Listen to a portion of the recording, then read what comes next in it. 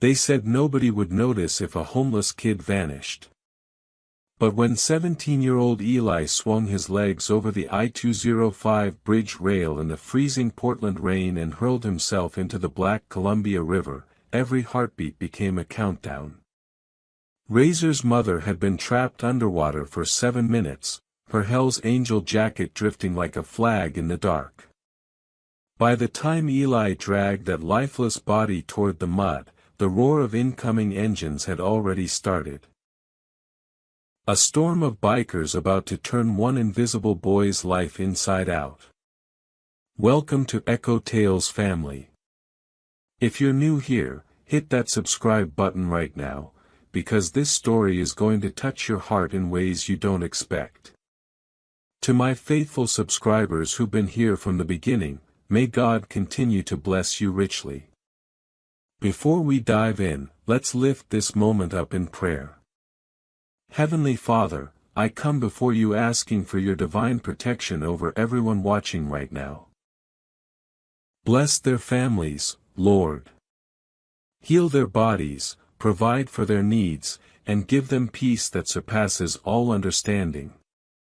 Surround them with your favor and let your presence be felt in their lives today. In Jesus' mighty name, Amen.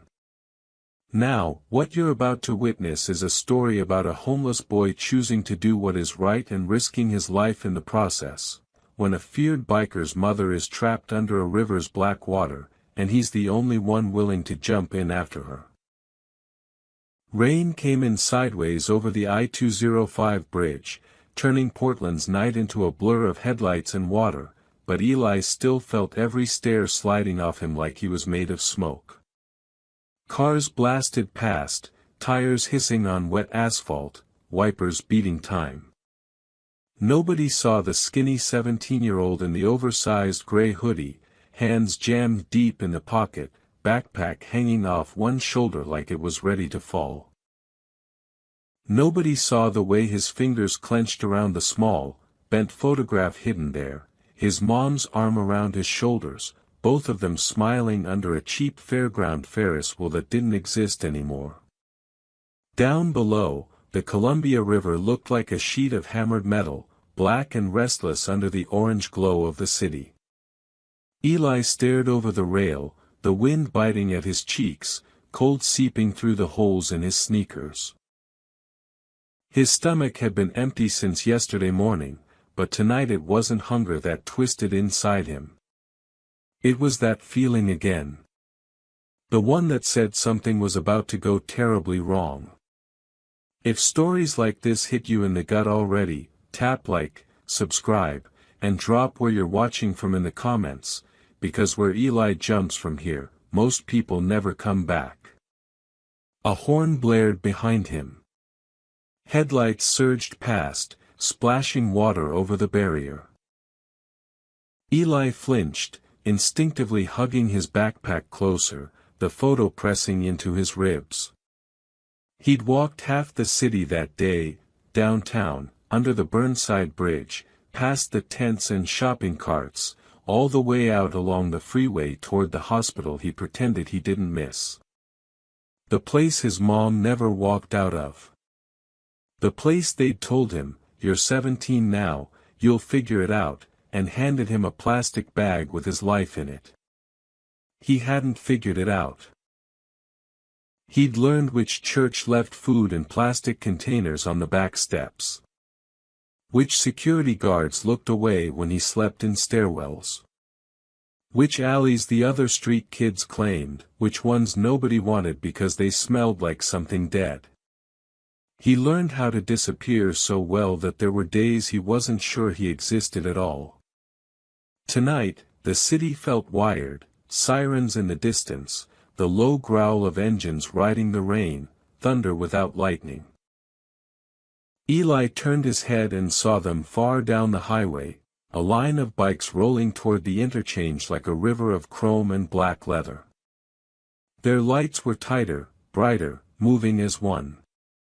The sound got into his bones before it reached his ears. Bikers. He'd seen them before in downtown Portland, parked outside bars, standing in loose circles, vests covered in patches. People stepped around them, eyes down, like they were a wall that streets curved around. Eli had caught glimpses of a skull with wings, red and white letters on black. Hell's Angels. The kind of men people blamed for things that went bang in the night. He watched the headlamps grow larger, the roar of engines rising with the storm, and for a moment he wished he was anyone else. Someone with a helmet, a bike, a place to ride back to. Someone whose disappearing would actually make a sound. Then it happened. The black SUV hit the guardrail 3 cars ahead of him. 1 second it was in its lane, taillights glowing red through the curtain of rain. The next, tires skidded on a sheet of water, the rear end swung out, and metal screamed as it slammed sideways into the barrier. Time seemed to slow. Eli saw the driver's side window explode into glitter. Saw the vehicle tilt, climb the rail like it was trying to escape the freeway, then tip forward. The SUV rolled over the edge and vanished into the dark. A woman screamed. Brakes shrieked. Cars fishtailed and swerved, some sliding to a stop, others creeping away as if this wasn't their problem. People climbed out, phones in hand, voices overlapping, "Call 911. Did you see that? Oh my God." Eli didn't remember moving. One moment he stood frozen, fingers digging into rough concrete. The next, he was sprinting toward the gap in the rail, backpack slamming against his spine, breath tearing in and out of his chest. He heard someone shout, "Kid! Hey!" But the wind shredded the words, scattering them across the bridge. He hit the rail hard enough to bruise his thighs. The river boiled 30 feet below, white foam and black water churning around a shape that didn't belong there. The SUV lay nose down, back end tilted up, one taillight glowing dim and crooked. Water poured in through the broken window in a constant, hungry stream. For a heartbeat, fear rooted him to the concrete. He couldn't swim. Not really. A few crappy summer days at a public pool before his mom got sick. Nothing like this. Nothing like a river that could swallow semis whole. Any sane person would wait for the sirens, for the flashing lights, for the people whose job it was to dive into water full of twisted metal and broken glass. But he also knew this, sirens were far away. That woman was not. His hand slid inside his hoodie almost without thinking, fingers closing around the worn photograph. His thumb traced his mom's smile, the way her eyes crinkled at the corners. She'd taught him a lot of small things that didn't matter anymore, how to fold a fitted sheet, how to bake cornbread in a cheap pan, how to hum along when you didn't know the words. But one lesson never left. You don't walk away if someone's drowning, Eli, she told him once, sitting on the edge of a motel pool while he kicked his legs in the water. Not if you can help. Not even if nobody would blame you. The engines were closer now, that rolling thunder growing teeth. Down the highway, the line of bikes was almost on the bridge. Eli stuffed the photo back into his pocket. Then he climbed the rail. The drop stole his breath before the river did. Wind rushed past his ears, the world turning into rain and taillights and the distant rumble of Harleys. He hit the water feet first. It wasn't like the pool at all. It was like slamming into a wall that punched back. Cold exploding through him so violently that his heart forgot its rhythm. Darkness swallowed him. The river was a living thing down here. It grabbed at his clothes, yanked his shoes, shoved him sideways. Every sound became a roar. Every direction looked the same. For a moment, panic scrambled everything his brain tried to do. Up. He needed up. But the headlights drew his eyes like a magnet, a dull, wavering glow to his right. He kicked toward them. The SUV loomed out of the murk, tilted and half buried in the current.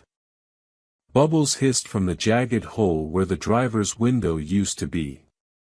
Inside, a shape slumped over the steering wheel, hair floating like pale smoke. Her face turned just enough for him to see the slackness in her mouth, the closed eyes. Razor's mother. He didn't know that yet. He only knew she was somebody's. Eli's lungs burned. He grabbed the door frame, fingers instantly numb from the cold. Broken glass scraped his knuckles as he shoved his arm into the cabin, reaching across the woman's chest. His hand slid on soaked fabric until it found the seatbelt strap, followed it down to the buckle. He jammed his thumb against it. It didn't move. Pressure pressed in from everywhere, water against his back, the steering wheel pinning her forward, the river shoving both of them down. His chest screamed. His vision flickered at the edges, little white spots skittering across the dark. His brain whispered the easy choice: let go. Push away. You tried. He thought of another hospital room. Machines humming. His mother's hand, weak and cold, squeezing his once before slipping out of his. No. He planted his feet against the outside of the door, muscles shaking, and pushed in while he slammed his thumb into the buckle again, harder. Click. The belt snapped free. The woman's body lurched into him, heavy and limp and horribly real. For a terrifying second, they both tumbled sideways, the current ripping at them, spinning them away from the SUV. Eli wrapped his arm around her chest, locking his wrist under her shoulder the way he remembered from that one day in health class. It had been a joke then, all of them laughing as they took turns on the plastic dummy. 30 compressions. 2 breaths. You'll probably never need this, the teacher had said. The river disagreed. He kicked for the surface. His lungs felt like they were on fire. The darkness grew teeth. Every inch upward was a fight, his legs rubbery, his arms screaming under her weight. Something sharp scraped along his back, rock, metal, he couldn't tell. His hoodie snagged and tore, but he didn't let go. The world exploded into light and noise. They broke the surface together in a blast of air and rain and sound. Eli gasped, the first breath like swallowing knives. His eyes blurred, stinging from the river and the cold.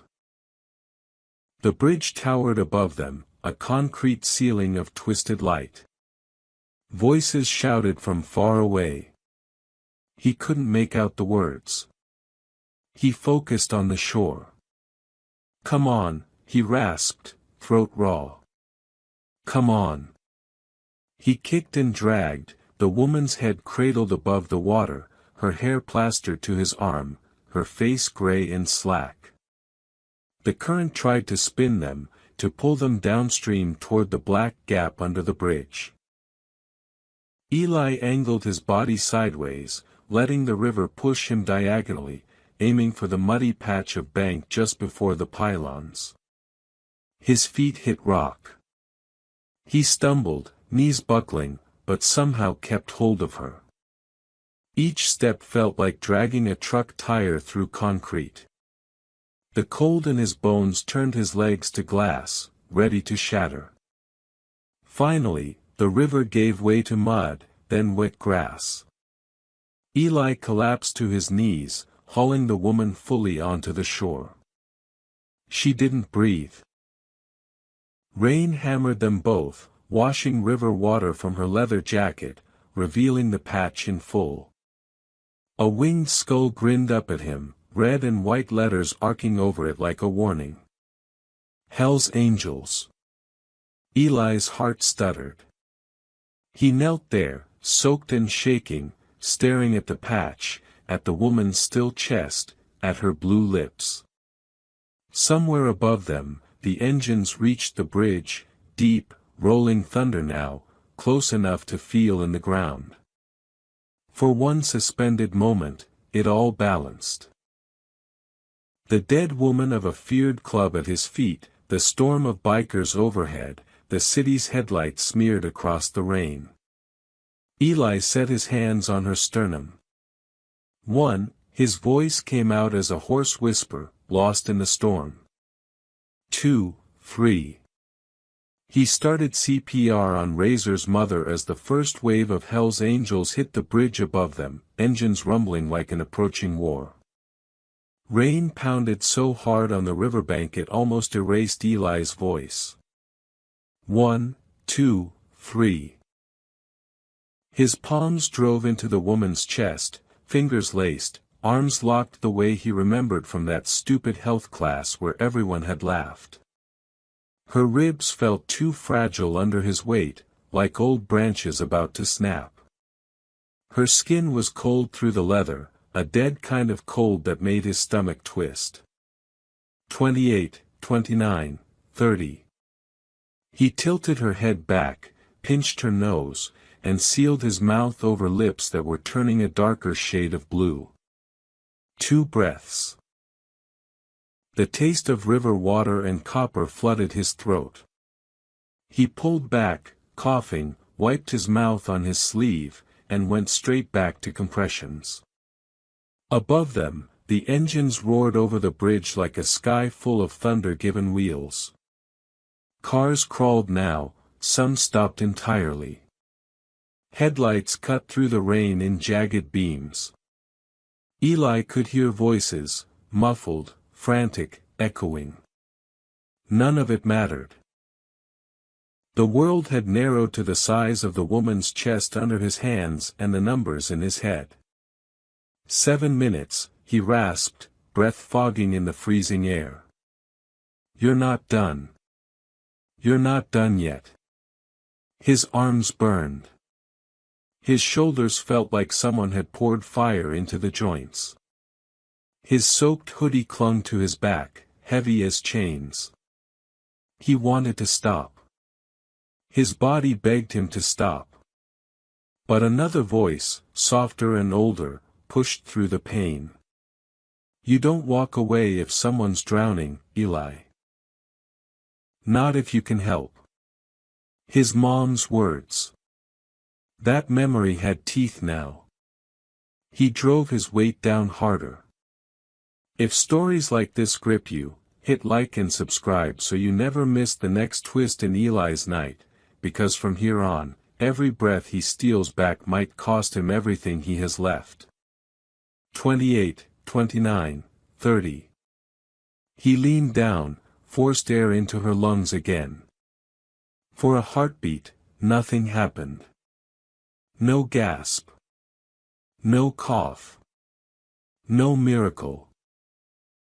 Just rain, mud, the slap of the river behind him, and the rolling drum of engines moving closer along the highway. The second he pulled back, doubt crashed in. What if he was too late? What if she'd been under too long? What if he was just pounding on a corpse in the dark while the city drove past above them like none of it mattered? His hands hovered over her chest, shaking, suddenly unsure. He looked at her face. Her hair, white and slicked against her forehead. The creases at the corners of her eyes. The faint scar cutting through one eyebrow. She didn't look fragile now. She looked like someone who'd yelled a lot, fought a lot, survived a lot. Leaving her here felt wrong in every way. Eli set his jaw and started again. 1, 2, 3. The engines shifted pitch overhead, deepening, multiplying. A second wave joined the first, then a third. The sound became a low, constant thunder, vibrating through the ground, through his knees in the mud. He imagined bikes piling up on the bridge, exhaust rolling over the rail, leather jackets creaking as they leaned to look down. He didn't look up. 15, 16, 17. His fingertips went numb. His breath came in ragged gasps that tasted like rust and river. Black sparkles danced in his vision every time he leaned forward. He pushed through it. The number 30 arrived like a finish line he had to sprint past, not cross. 28, 29, 30. He didn't even count the breaths this time. Just gave them, urgent and clumsy, willing his lungs to trade life for hers. For a second, the world held its breath with him. Then her body jerked. It wasn't big. Just a small convulsion, a twitch running from her shoulders to her fingertips. Water burst from her mouth in a choking spray. She rolled hard onto her side, hacking and gagging, river water pouring from her chest in wet, ugly sounds. Eli scrambled back, landing on his hands in the mud, heart slamming so hard it hurt. He watched, stunned, as she coughed like someone fighting a war inside their own lungs. Each breath she dragged in sounded wrong, broken around the edges, but it was breath. Alive. She clawed at the ground, fingers digging into wet dirt, shoulders heaving. Her eyes snapped open, steel gray, sharp as broken glass, and fixed on him like a sniper sight locking onto a target. For a long heartbeat, neither of them said anything. Eli swallowed, throat raw, lungs still on fire. You're okay, he managed, though he wasn't sure if it was true. You went off the bridge. You were underwater for. I don't know. A long time. Her gaze flicked from his face to his hands, then to his soaked hoodie, his ripped jeans, the torn backpack slumped nearby. She took in everything in one fast scan, like cataloging a crime scene. Her expression tightened. Then she winced, clutching at her chest. Her fingers closed over the leather of her jacket. Even in the rain, the patch was impossible to miss now, a laughing skull with wings, red and white letters that glared up from the black as if lit from inside. Hell's Angels. Oregon. Eli's stomach twisted. He'd seen that exact design from a distance, painted on the backs of vests outside bars and at gas stations off the highway. He'd heard the whispers in shelters at night. Stories of people you didn't cross, of club wars and quiet retribution, of how cops watched them from across the street and pretended not to. Now the patch was an arm's length away, attached to a woman who just died in his arms and come back because he refused to let go. She stared at it for a second, then looked up at him again. Rain streaked down her face, washing mud from the lines around her mouth. It made her look older and somehow more dangerous. "What's your name?" she croaked. Eli blinked. "Eli. That's short for something, kid." He hesitated. "Elijah." She nodded once, like the answer checked out on some invisible list. "You always jump off bridges for strangers, Elijah." He almost laughed. It came out as a breathless huff instead. Not usually." She studied him in silence. The engines overhead swelled, then leveled into a steady roar that wrapped around them like a storm. Lights flickered above the rail. Brake lights, hazard lights, then the cold white sweep of headlights turning and stopping. "You live around here?" she asked. "Sometimes," he said, defaulting to the half-truth. "Wherever I can." Her eyes narrowed. She didn't push. Instead, she shifted, trying to sit up. Pain flashed across her face so fast it almost disappeared, but Eli saw it. She groaned and let herself fall back to one elbow. "Ribs," she muttered. "Feels like you were trying to dig to China through my chest." "You weren't breathing," he said, louder than he meant to. The panic of the last few minutes cracked through his voice. "You were dead. I had to." "Easy." She lifted a hand, palm out. "Not complaining. Just, not used to being on this end of the story." He didn't know what that meant. Before he could ask, a new sound cut through the engine noise: boots on wet pavement, dozens of them, hitting the ground almost in unison. Doors slammed. Men and women shouted over one another. The storm had arrived. The woman's head snapped toward the bridge. "Right," she said, like she'd just remembered something important. Her hand shot out, grabbing his wrist with surprising strength. Her fingers were still ice-cold. "Listen to me, Elijah. When they get down here, you don't run." "Who?" he asked, though he already knew. She held his gaze. "My people." He swallowed. The engines up top revved low, a collective growl. The air seemed to thicken. The faint glow of red taillights shifted, replaced by the harsh white beams of bikes edging toward the shoulder. "If they scare you," she went on, voice softening just a fraction, "good. Remember that feeling. But you don't turn your back, you don't lie, and you don't apologize for what you just did. You hear me?" His pulse pounded in his ears. "Are they going to be mad I touched you?" At that, something like amusement flickered across her face, quick, bitter, but real. "Mad? Kid, if you hadn't, they'd be planning a funeral." The first helmeted shape appeared at the edge of the bridge, silhouetted between concrete and rain. A tall man in a black vest leaned over the rail, scanning the darkness below. Headlights framed him in white. Even from this distance, Eli could see the large patch on his back. The same skull. The same wings. The woman squeezed Eli's wrist harder. It almost hurt. "One more thing," she said. "What?" "If anyone puts a hand on you the wrong way."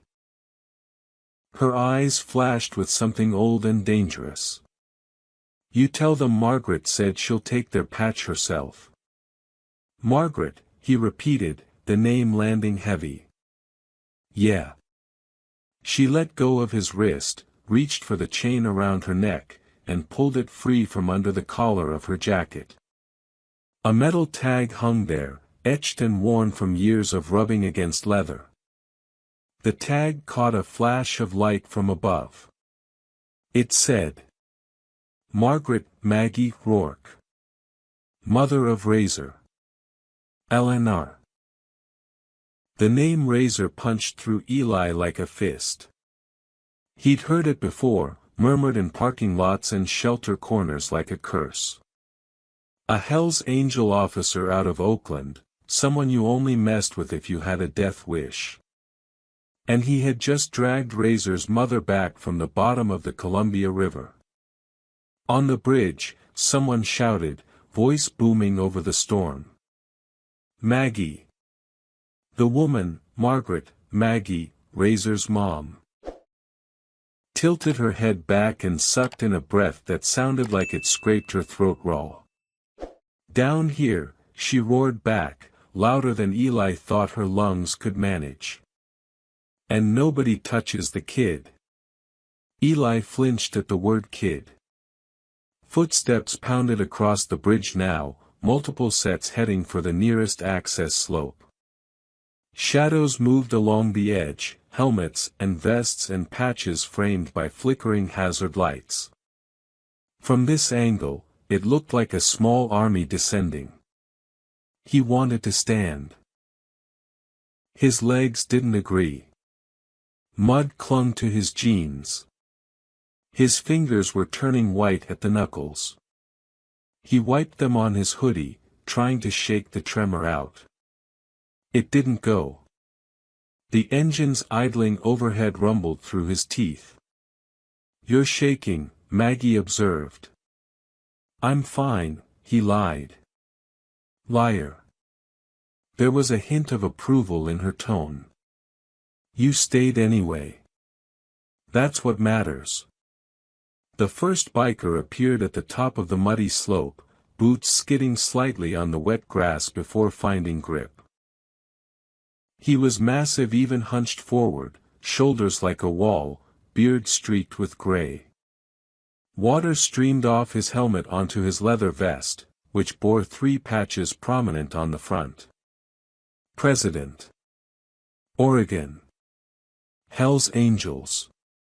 He looked down, eyes adjusting to the darkness, and saw them, Maggie half-propped on one elbow, soaked and alive, a scrawny kid on his knees beside her, clothes torn, hands raw and shaking. For a second, everything went silent except for the river and the rain. Then the president of the Oregon chapter started down the slope, every step deliberate.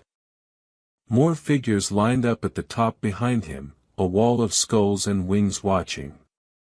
Eli's heart hammered so hard he thought it might crack his ribs.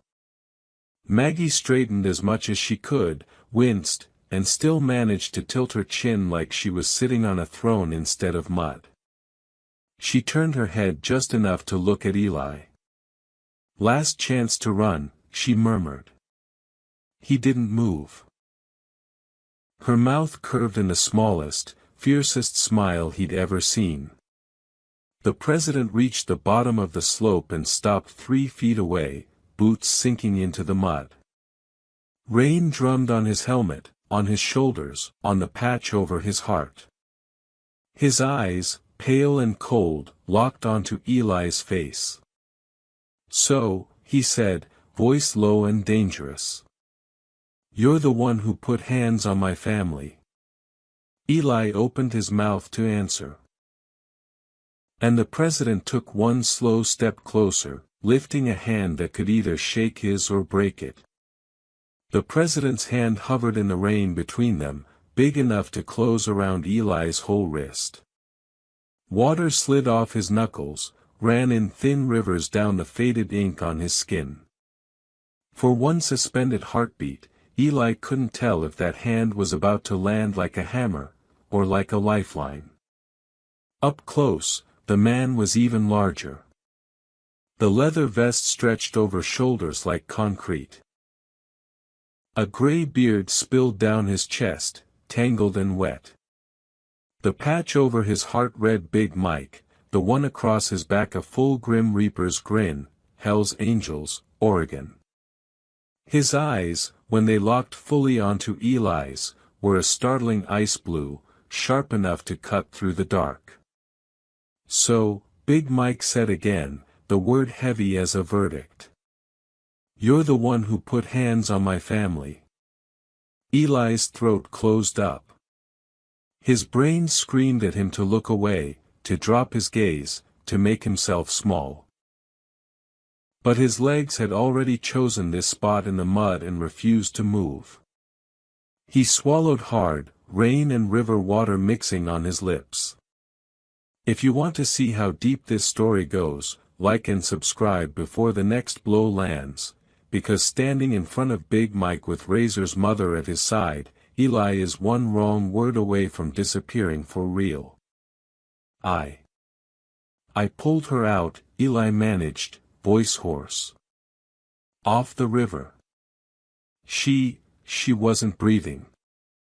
Big Mike's expression didn't change. He looked down at Maggie, taking her in, mud-streaked face, soaked white hair, hands still clamped over her ribs. Something in his jaw worked, a muscle twitching, but he kept his eyes flat. "That true?" he asked her. Maggie coughed once, then twice, each one ripping through her bruised chest. "You planning on yelling at me or thanking him first?" she rasped. A ripple of low laughter, more like a rough exhale, moved through the line of bikers at the top of the slope. They shifted closer, boots scraping, leather creaking. Headlights from the bikes and the cars on the bridge painted the scene in harsh white and red, like an accident frozen under a police spotlight. Big Mike ignored them. "How long?" he asked her quietly. "Long enough I shouldn't be talking," she shot back. He did CPR. Kid didn't quit. The president's gaze snapped back to Eli. The rain between them felt heavier suddenly, like the air thickened with unspoken things. Eli's fingers curled into the mud, nails biting into cold earth. His heart beat so loud he could barely hear the river. "You got a last name?" Big Mike asked. Eli hesitated. Names were dangerous on the street. Names could be traced, remembered, regretted. "Carter," he said finally. "Elijah Carter." "Family, Elijah Carter." The word hit like a punch. Images flashed. His mom laughing at a burnt pancake, her hospital bed swallowing her frame, the social worker's tight smile as she handed him a plastic bag. "No," he said, and it came out too raw. "Not anymore." For a second, something like understanding flickered behind Big Mike's eyes. It was gone so quickly Eli almost convinced himself he imagined it. The man's hand still hung between them, palm half open. "You know who she is?" Big Mike jerked his chin toward Maggie. Eli glanced at her, then at the patch on her back, river water still dripping off the skull's grin. "Hell's Angels," he said. "Oregon." I've seen the patch before." "That's her jacket," Big Mike said. "That's her patch." "You know whose name's on her tag?" "She told me her name's Margaret," Eli said carefully. The man's lips twitched, not quite a smile. "To you," he said. "To most people. To us, that's Maggie Rourke. Mother of Razor." The name landed like a thunderclap. Even some of the bikers behind him shifted at the mention, as if the word carried its own weight. Razor. Stories Eli had overheard in shelter corners rose up. A Hell's Angels enforcer out of Oakland. A man who'd done time and come out harder. A name people didn't speak loud. Eli's mouth went dry. He looked at Maggie again, really looked. The steel in her gaze. The way she held herself even hunched in pain. The chain around her neck with the tag still hanging against her collarbone, the name Razor stamped beneath her own. "You pulled Razor's mother out of a river tonight," Big Mike said quietly. "You climbed off my bridge. Into my water. For her." He took that last step forward. Eli tensed. Big Mike's hand closed around his wrist. The grip was like getting caught in a vice. Not crushing, but absolute. Eli's first instinct was to yank back, to twist away the way he'd learned when older kids grabbed him in alleys. He didn't.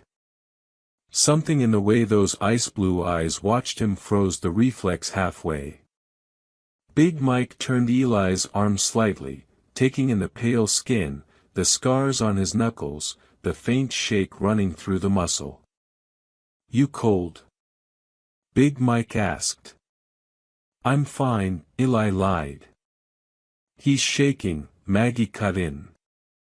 "He's hypothermic, you idiot. And I'm pretty sure you breaking his arm isn't going to help." Big Mike held on for one more long heartbeat, then let go. Instead, he stuck his hand out properly. Palm forward. Offer, not threat. "Stand up," he said. The words brooked no argument. Eli's legs responded before his brain caught up, pushing him out of the mud. His knees wobbled. The world tilted for a second, black spots dancing at the edges of his vision. Big Mike's hand stayed where it was, steady as a post. Eli took it. Warmth surprised him. The man's palm was calloused and rough, knuckles scraped, but there was heat there, solid as the grip that pulled him fully to his feet. Their eyes met again as Eli straightened. "First rule," Big Mike said. "You save one of ours, you don't stand in the dirt." He turned his head slightly, raising his voice without shouting. "Get her up," he called. "Now." Two bikers broke from the line at the top of the slope. The nearest, a woman with a streak of silver in her dark hair, the other a thick-armed man with tattoos running up his neck. They slid down the bank with practiced ease, mud splattering their boots, and went straight to Maggie's side. "Easy, Mama," the woman said, sliding an arm under Maggie's shoulders. "Don't Mama me unless you're bringing coffee," Maggie grunted, but she let them lift her. As they hauled her upright, Maggie's gaze never left Eli. It was like she was measuring him, weighing the pieces of him against some invisible scale he couldn't see. "Eli," she said. He jumped a little. "Yeah. You got somewhere you're supposed to be tonight?" He thought of the stairwell behind the bus station, the thin sheet of cardboard he'd left there, already soggy by now. The way the cold crept up through concrete and into bone. The security guard who pretended not to see him if he left before sunrise. "No," he said. "No place." Maggie's jaw tightened, some private decision locking into place. She shifted her weight to her good side, grimaced as pain shot through her ribs, and nodded toward Big Mike. "Then he's with us," she said. The words didn't echo. They didn't need to. Every biker within earshot went still, attention snapping back to the president. Big Mike studied her for a beat. "You sure you want that written?" he asked. She snorted, then winced at the movement. "He pulled me out of your river, Mike. You gonna argue with the woman who just crawled back from the other side?" A flicker of something, respect, grief, old loyalty, passed through his features. He looked from her to Eli, then to the line of riders on the bridge, their faces half hidden under helmets and rain. When he spoke, his voice carried. "This kid's with us tonight," he said. "Nobody touches him. Nobody breathes wrong around him. He rides in the truck behind Maggie to the hospital, he walks through those doors next to her, and every patch in this chapter makes sure the city knows why." A murmured chorus of assent rolled through the group. "Yeah, Prez, got it," you heard him, deep voices overlapping like distant thunder. For the first time since climbing the rail, Eli felt something other than cold roiling through his chest. It felt dangerously like being claimed. "I don't." He started, panic nipping at the edges of the sudden shift. "I don't need." "You need dry clothes," Maggie cut in. "You need food. You need a doctor to make sure your lungs didn't drown alongside mine. And you need to shut up and let someone take care of you for 5 minutes." Her voice softened on the last words in a way that made Eli's throat tighten. He looked away, blinking hard. The last person who'd spoken to him like that had never left a hospital bed. A new sound cut through the rain, sirens, close now, rising and falling. Red and blue lights splashed across the underside of the bridge, painting the river in violent color. An ambulance turned onto the shoulder above, a police cruiser followed. Cops. Eli's body went rigid. Instinct screamed at him to run, to melt into the shadows, disappear before anyone could ask why a homeless kid was standing next to a bleeding biker under a bridge at midnight. He took half a step back. Big Mike's hand landed on his shoulder. Not hard, but enough to halt the movement like a wall. "Relax," the president said quietly. "They're not here for you." "You don't know that," Eli whispered. "Yes," Big Mike said, and there was iron in it. "I do." The ambulance crew scrambled out, carrying equipment down the slick embankment, eyes wide at the sight of so many leather vests. One paramedic, a woman with tired eyes and a ponytail plastered to her neck, headed straight for Maggie, the others wrestling a stretcher. "What happened?" she asked, breath puffing white in the cold. "Bridge gave out," Maggie said dryly. "River tried to keep me. Kid over there said no." The paramedic's gaze snapped to Eli.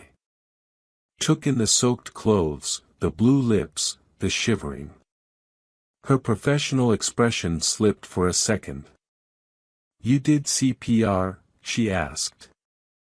Eli nodded, feeling suddenly smaller under her scrutiny than under Big Mike's. "For how long?"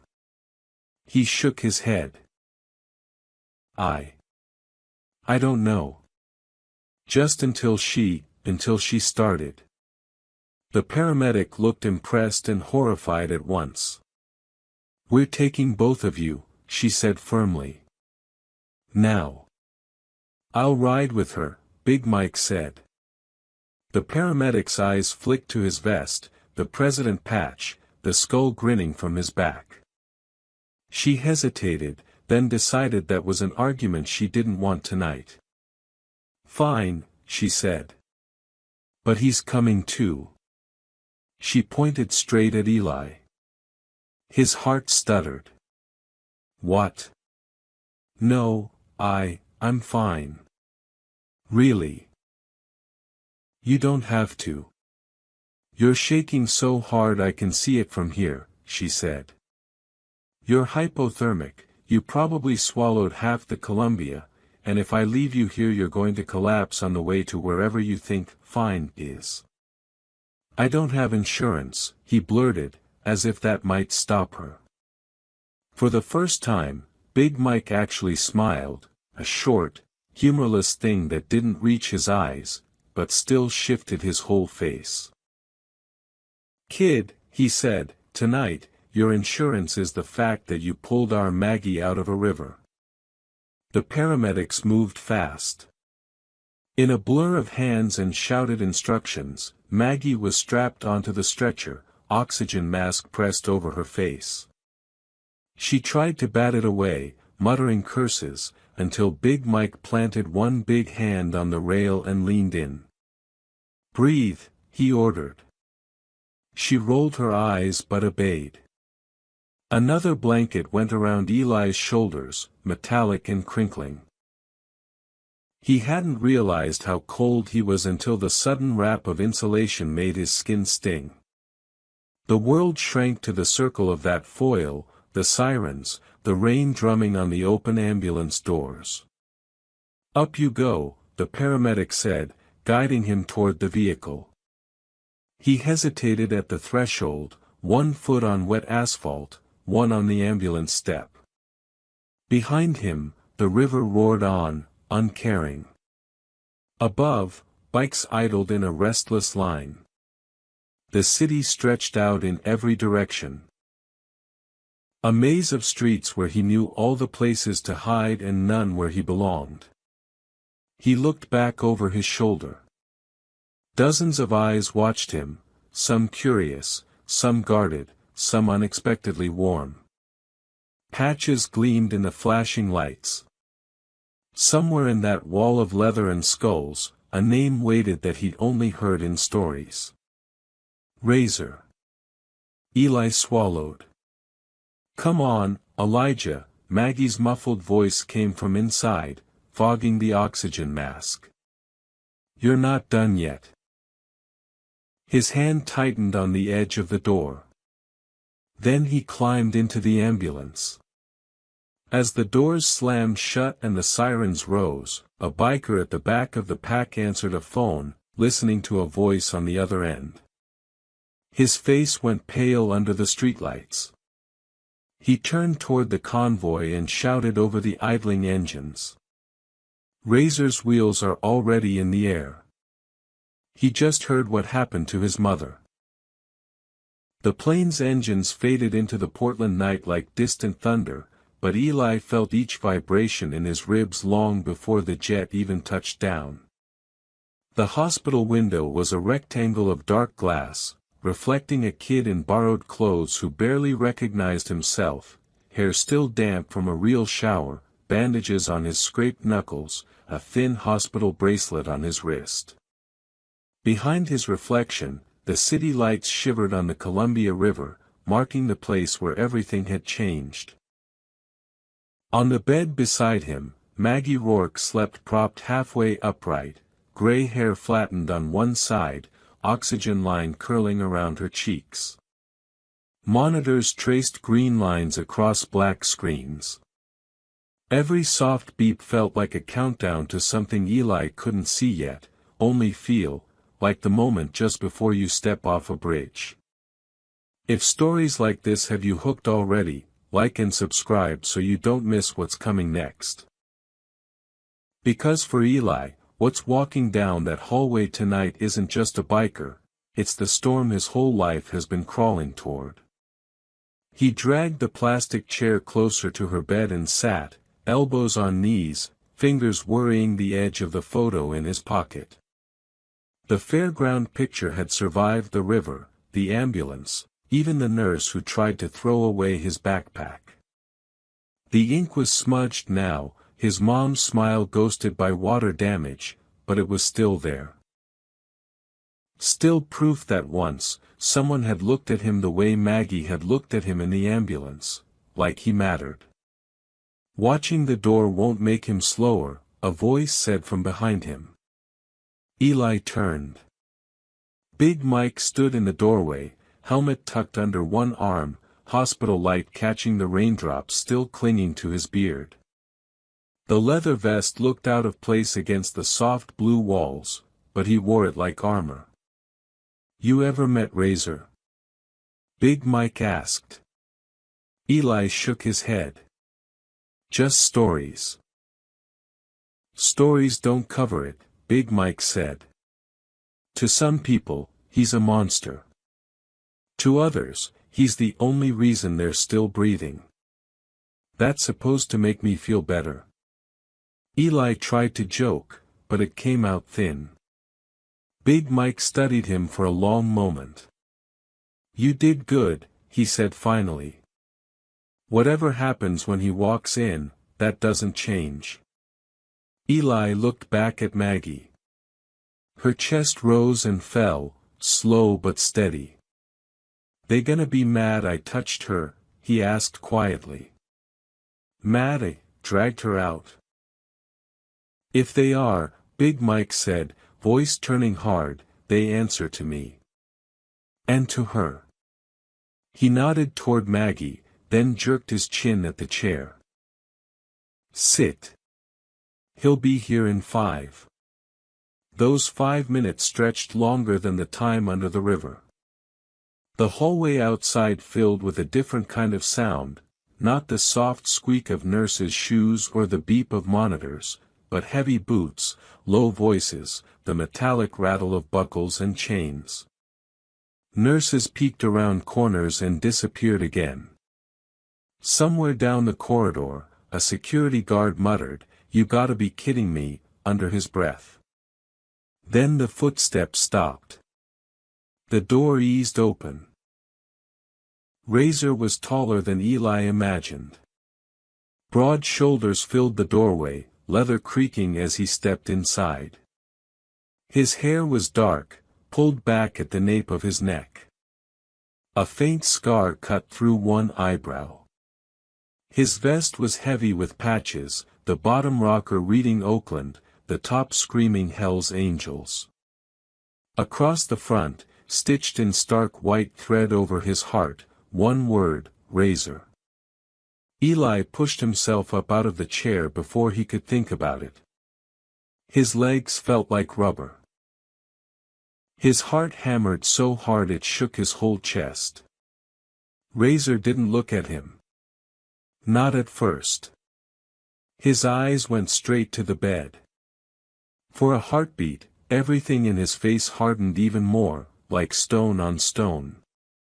Then he saw the lines on the monitor, saw the way Maggie's mouth sagged open slightly in sleep, saw the bruises blossoming purple along her throat. Something cracked. He crossed the room in 3 strides and dropped to one knee beside the bed, leather hitting tile. His hand shook as he reached for hers, fingers wrapping around the bones gently, as if afraid she might shatter. "Ma," he whispered. It was the smallest word Eli had heard all night, and it carried more weight than a shouted threat. Maggie's eyelids fluttered. Slowly, like waking from the bottom of a deep pool, she surfaced. Her gaze drifted, unfocused, then sharpened. "Took you long enough," she rasped. Razor exhaled hard, a breath that was half laugh, half sob. "You went off a bridge," he said. "You couldn't just call." "I was busy drowning," she said. "Ask the kid." Her fingers slipped from his and reached toward Eli without looking, like she already knew exactly where he stood. Eli froze, then stepped closer on instinct, letting her catch his wrist. Her grip was weaker than on the riverbank, but the authority in it hadn't faded at all. "This is Elijah," she said. "He pulled me out.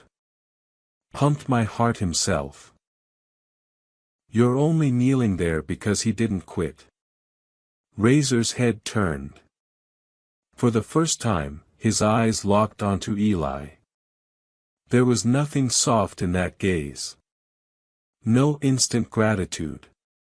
Just a long, searching look that stripped away the borrowed clothes and hospital bracelet and went straight to the kid who'd lived in stairwells and underpasses and had jumped anyway. "How old are you?" Razor asked. 17, Eli said. "Family?" Eli swallowed. The answer felt heavier each time he said it. "No." Razor's jaw clenched. For a moment, something flickered in his expression, pain, maybe, or recognition, but it was gone so fast Eli almost missed it. "You know who we are?" Razor asked.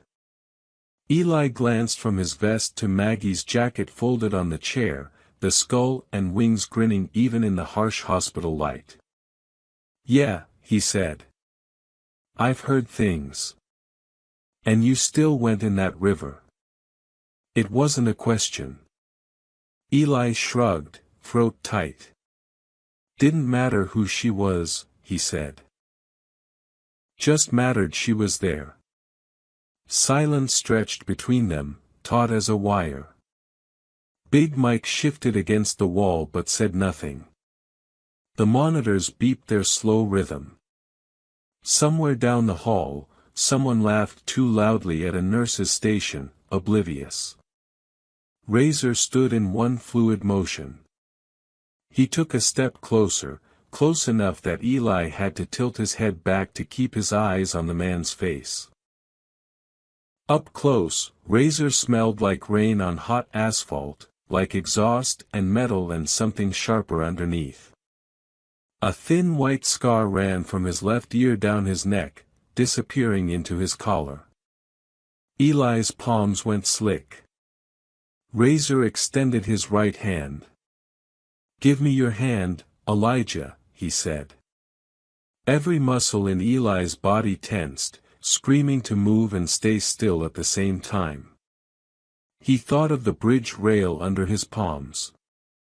The river crushing his chest. Maggie's lifeless weight in his arms. Big Mike's grip in the mud. All the moments in the last few hours where running would have been easier and he hadn't. He raised his hand. Razor's fingers closed around his, firm and unflinching. It felt like getting grabbed by a piece of machinery, controlled power, nothing wasted. "You took care of my mother when I couldn't," Razor said quietly. "That's a debt you don't walk around with alone." Eli's voice barely worked. "I wasn't trying to make anybody owe me." "I know," Razor said. "That's why it matters."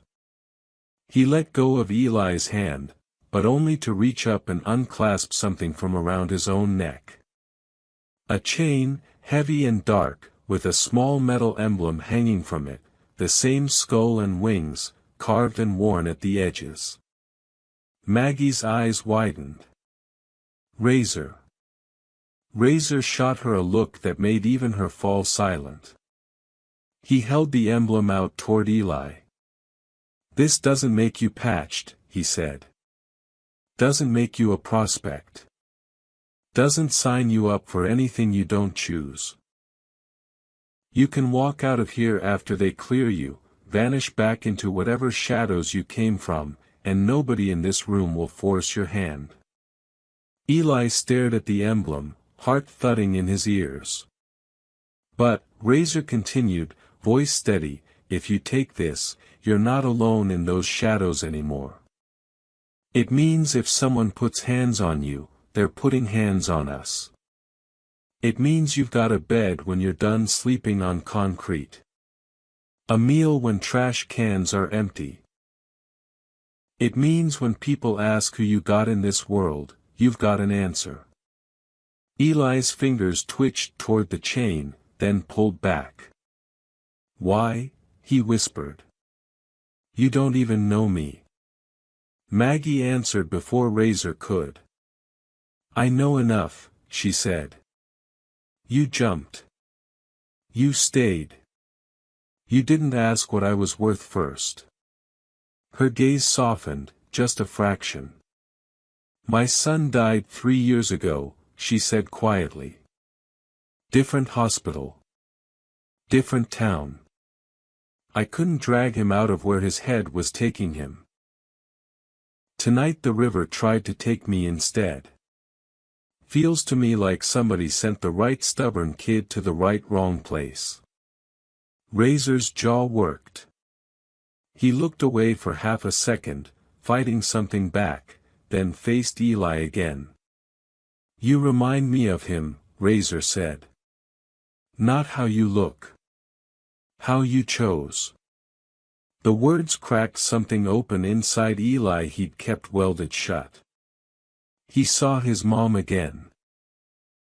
Her tired eyes, her forced smiles, the way she'd squeezed his hand and said, "You're gonna see good people out there, Eli. Don't let the bad ones convince you they don't exist." He hadn't believed her. Not until tonight. His hand moved before his fear could catch up. He took the chain. The metal was warmer than he expected, like it had a pulse of its own. It lay heavy in his palm, the skull's hollow eyes staring up at him with something that felt less like threat now and more like promise. "You sure?" Razor asked softly. "This isn't a toy. People see this on you, they make assumptions. Some good, some bad."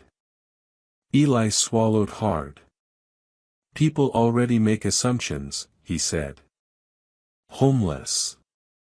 No family. Nobody. Feels like I'm trading one kind of target for another."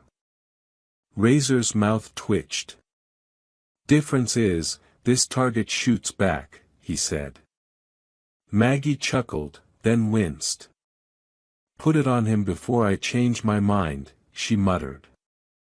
Razor stepped behind Eli, lifting the chain. For a second, Eli's old instinct screamed, "Never let anyone at your back." Then the cool weight settled around his neck, the emblem dropping against his chest, right beside the soaked, battered photo in his pocket. It felt like something sliding into place. Not fixing everything. Just anchoring it. Big Mike pushed off the wall with a grunt. "Well," he said, "guess that answers the question of whose wing he's under." Razor looked at Eli over his shoulder. "This doesn't mean your life gets easy," he said. "Might get harder. Cops will watch you. Some people will cross the street when they see that emblem. Others will cross the room to make sure you're not alone in a fight." Eli nodded slowly. "Wasn't exactly easy before," he said. "Yeah," Razor said. "But now you don't carry it solo." He clapped Eli once on the shoulder, a solid impact that almost knocked him forward. Outside, the first hint of dawn lightened the edges of the sky. The Columbia River, visible through the window, shifted from black to dark steel. The spot where the SUV had gone under was just water again, no sign of the car, no mark on the surface to show what had happened there. "You ever been out there when the sun comes up?" Maggie asked, nodding toward the river. Eli shook his head. "Not from this side of the glass." "Then when they let us out," she said, "we'll go back. Not for drowning. For coffee. For remembering what didn't win." His throat tightened. "You sure you want me there?" Maggie's eyes softened. "Elijah Carter," she said, each word careful, "you're the reason I get there, at all." Razor turned to Big Mike. "We got space at the clubhouse." "We'll make it," Big Mike said. "We'll make whatever he needs." The nurse slipped in then, apologetic. "Visiting hours are technically." Razor's look cut her sentence in half. Big Mike's quiet, steady presence finished the job. Maggie just smiled.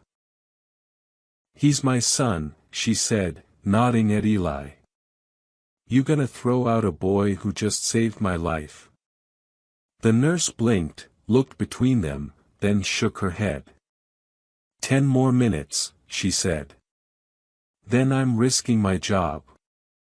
When she left, the room felt fuller than it had when it was just machines and beeping and fear.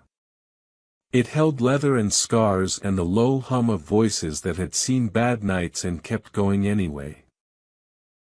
It held a woman who decided not to die, a man who'd flown across states because of her, a president who'd stood between a kid and his worst instincts.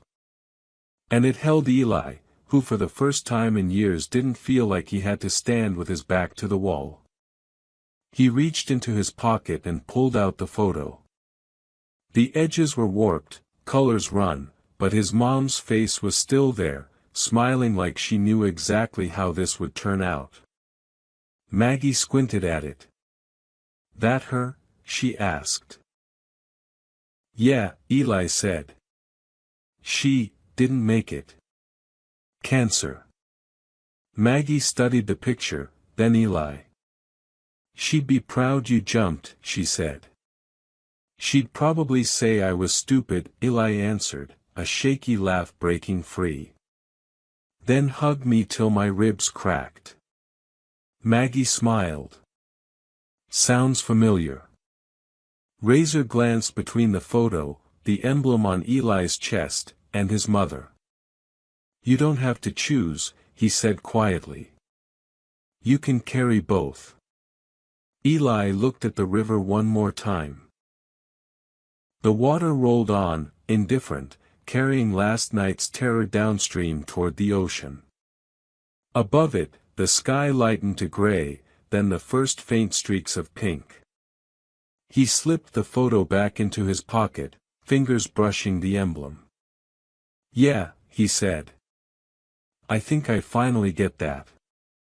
Maggie patted the side of the bed. "When they discharge me, you're riding out front with me," she said. "We'll show you what the city looks like when you're not running from it." Eli's mind flashed an image. A long line of bikes thundering across the bridge, the river below, the city rising ahead. Him on the back of Maggie's bike, Razor's convoy behind them, the weight around his neck no longer a chain but a promise. For the first time since he could remember, the future didn't look like an empty alley. It looked like a road. He sat down on the edge of the bed, careful of Maggie's ribs, and felt her hand find his. Razor stood guard at the window, Big Mike by the door, the world outside slowly waking up. Underneath the thin hospital gown and the borrowed clothes, under scars and bruises and exhaustion, something in Eli's chest settled. Not fixed. Not perfect. Just, home. The sun broke over the Columbia, turning the river into a ribbon of fire where a boy had once jumped for a stranger. Now, in a room smelling of antiseptic and coffee, that same boy leaned into a new family forged in cold water, roaring engines, and 7 minutes that had changed everything.